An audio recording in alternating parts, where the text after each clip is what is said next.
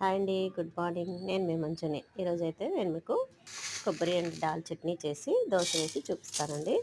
ముందుగా కొబ్బరి ముక్కలు సన్నగా తరుక్కోవాలి. తర్వాత కళాయి పెట్టుకొని కొబ్బరి, పచ్చిమిర్చి, అల్లం చిన్న పీస్ అనమాట వేయించుకోవాలండి. అవి పచ్చివాసన పోయిన వరకు వేయించుకొని పక్కకు తీసి పెట్టుకోవాలా. దాన్ని మిక్సీ కొట్టుకొని ఆ మిక్సీలో దంచి పోపు పెట్టుకోవాలన్నమాట.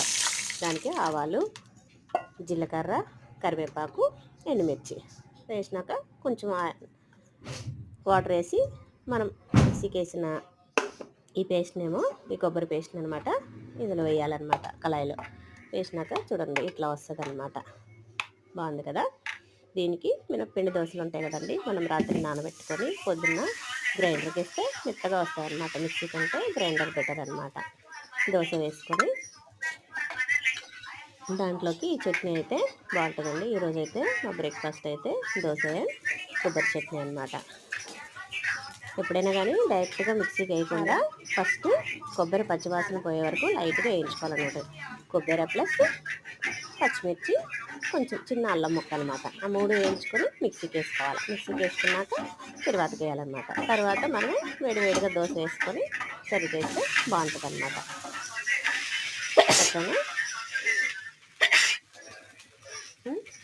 ఈరోజు అయితే మా పిల్లల లంచ్ బాక్స్ వచ్చేసి ఇదిగోండి దోశ చట్నీ అనమాట.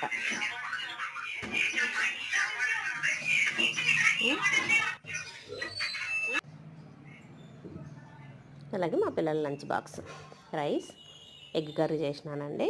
నెక్స్ట్ పెరుగు, బిస్కెట్స్ అండ్ కేక్ అనమాట. ఈ వీడియో కానీ మీకు నచ్చినట్టయితే లైక్ చేయండి, షేర్ చేయండి, సబ్స్క్రైబ్ చేసుకోవడం మర్చిపోకండి. థ్యాంక్ యూ అండి. Bye bye. అందరికీ గుడ్ మార్నింగ్ అండి. నీకేం నచ్చదు, నువ్వు ప్రతిరోజు చేసేలానే చెయ్యి.